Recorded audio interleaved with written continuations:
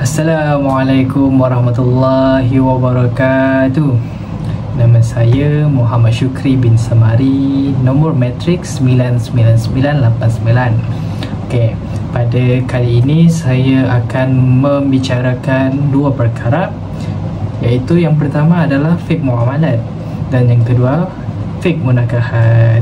Okey, yang pertama mengenai fik muamalat. Apakah itu fik muamalat?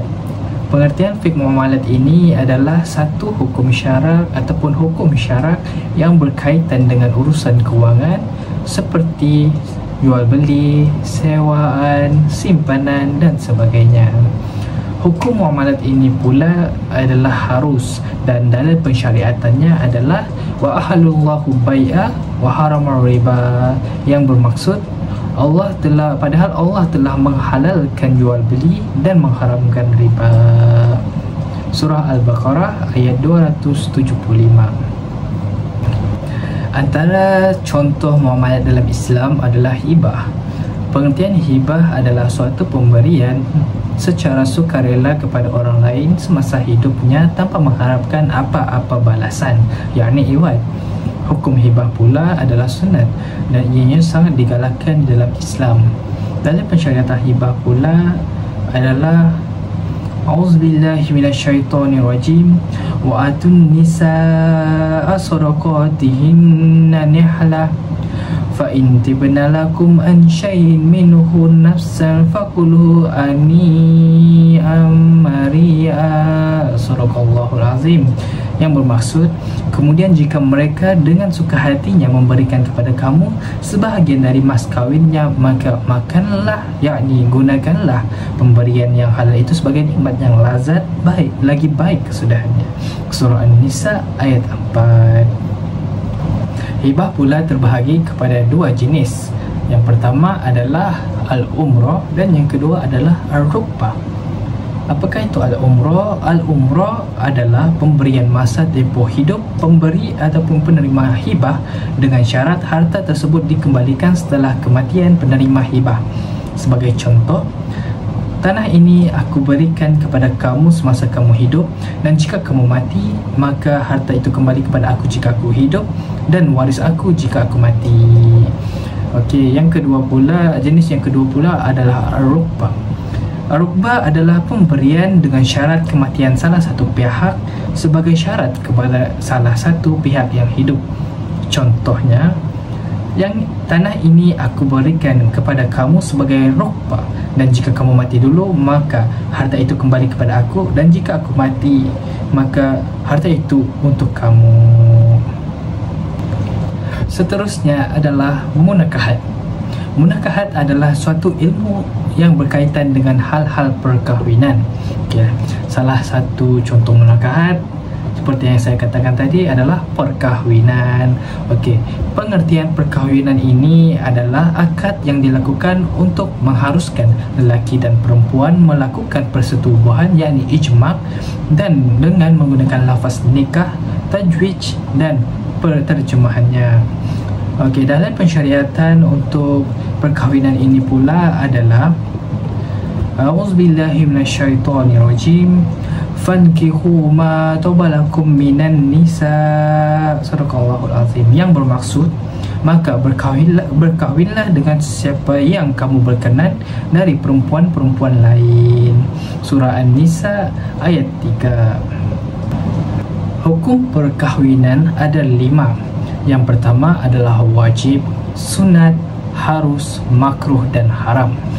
Perkahwinan akan menjadi wajib apabila seseorang itu mampu dari segi fizikal, mental dan juga kewangan, dan berkemungkinan besar tidak dapat menahan diri dan akan terjerumus dalam maksiat yang dilarang oleh Allah Subhanahu Wa Taala. Hukum akan menjadi sunat apabila seseorang itu telah cukup umur dan baligh serta mampu mengawal nafsu. Hukum harus adalah kepada orang yang tidak ada galakan dan bantahan untuk berkahwin. Hukum menjadi makruh apabila seseorang itu tidak mempunyai pendapatan yang tetap dan juga kurang berkemampuan dari segi fizikal dan mental, tetapi mereka ini tidaklah memberi apa-apa kemudaratan kepada isteri mereka jika mereka berkahwin. Perkahwinan akan menjadi haram apabila seseorang itu tidak berkemampuan untuk memberi nafkah zahir dan batin dan tidak mempunyai keinginan untuk berkahwin, malah bahkan berkemungkinan akan menganiaya isteri mereka sendiri jika perkahwinan berlaku. Ya, seterusnya adalah rukun dan syarat perkahwinan. Rukun dan syarat perkahwinan ada 5. Yang pertama adalah lelaki yang akan menjadi suami. Lelaki tersebut hendaklah jelas sebagai seorang lelaki, tidak dalam keadaan ihram haji ataupun umrah, pilihan sendiri, bukan dengan muhrim pengantin perempuan, kenal isteri sama ada tubuh ataupun namanya, mengenali walinya, tidak beristeri 4, serta bukan seorang yang muflis kecuali dengan keizinan walinya.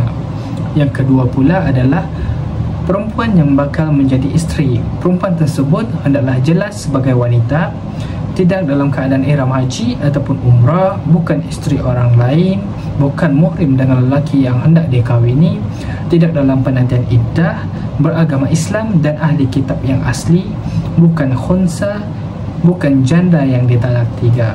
Yang ketiga pula adalah wali yang berhak mengawinkan perempuan. Wali tersebut hendaklah Islam, sempurna akal, baligh, cukup ilmu, lelaki, adil, tidak cacat penglihatan yang menjejaskan pandangan, serta bukan dari orang yang ditahan menguruskan hartanya. Rukun dan syarat yang keempat pula adalah 2 orang saksi.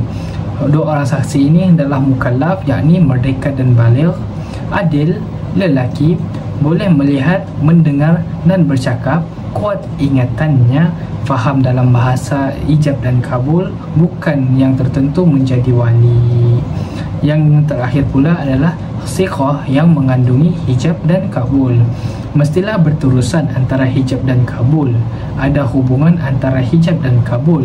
Ianya hendaklah disebut secara khusus perempuan dalam hijab dan kabul, didengari oleh 2 orang saksi lelaki yang faham maksudnya, serta tidak ada taklid dan tidak ada batasan waktu.